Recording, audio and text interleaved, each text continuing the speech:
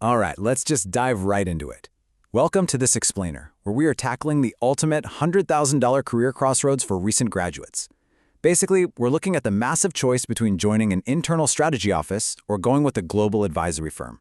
If you're an ambitious professional or a recent grad with an analytical mind, you are absolutely going to hit this fork in the road. You know you want to solve high-stakes business problems, right? But the real question is, where? Well, this explainer is designed to help you figure out exactly which side of that fence you belong on. To do that, we're going to map this out across 3 totally distinct, mutually exclusive pillars. We'll also break down a real-world case study and then get straight to the bottom line. The goal here is to figure out exactly which path actually aligns with your current lifestyle and your big financial goals. So let's talk about this massive crossroads you're facing. Every driven graduate eventually stares down this exact choice. Do you climb the ranks inside one single enterprise, or do you fly around advising dozens of clients across the globe? The real tension we're looking at here is specialization on one side and versatility on the other. And honestly, choosing the wrong path can cost you literally years of misaligned skill development. If you pick incorrectly, you might find yourself stuck on a really slow corporate ladder with very limited industry exposure.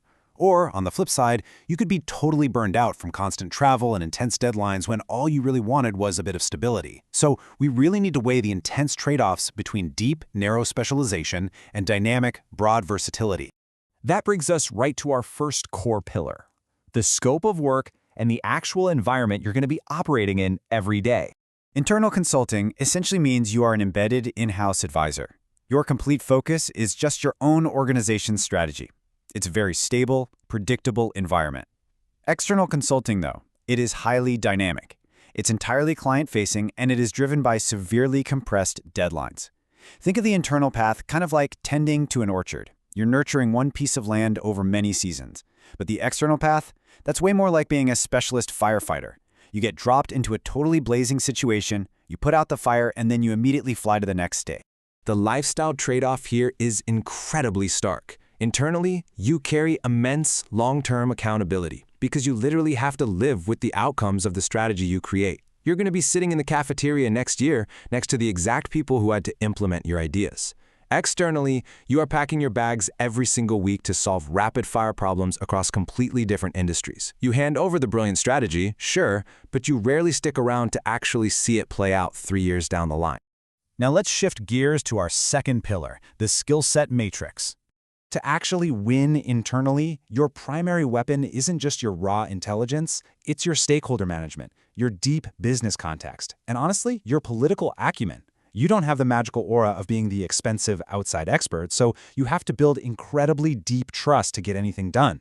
But external consulting demands hyper-versatility to crack complex problems. You literally have to walk into a room full of executives who've been in their industry for 30 years and somehow add real, measurable value by week 2.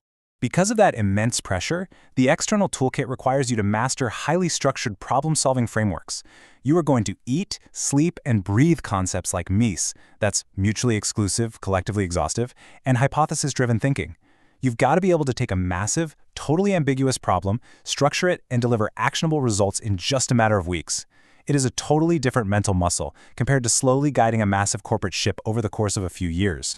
Now, really quick, if you are finding these strategic breakdowns valuable, hit that subscribe button right now. We regularly release deep dives into value creation, strategic frameworks, and business strategy that you can immediately apply to accelerate your career.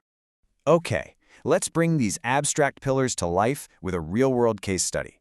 Let's look at a highly technical career path, the data scientist.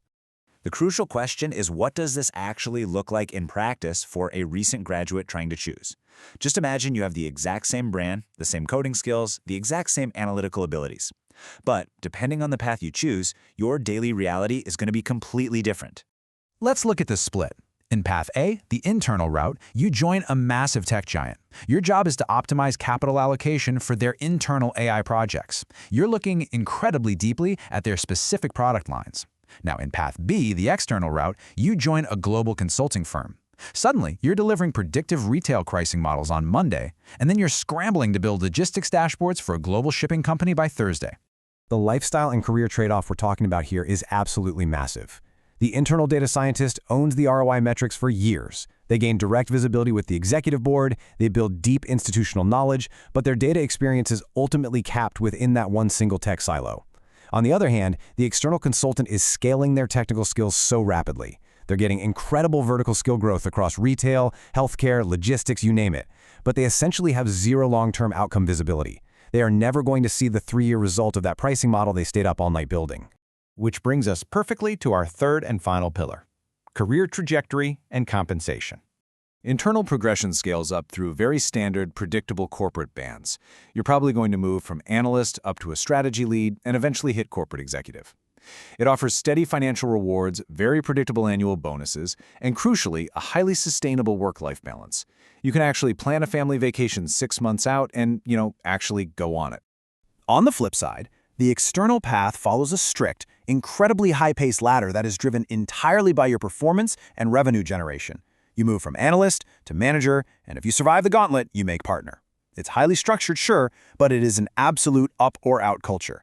If you aren't continually progressing and actively selling the firm's services, you will be pushed out. No question. So the ultimate trade-off in this third pillar is this. External consulting provides a significantly higher financial upside, especially if you actually hit partner. But it comes at the incredibly steep cost of high utilization metrics and intense, non-stop project pressure.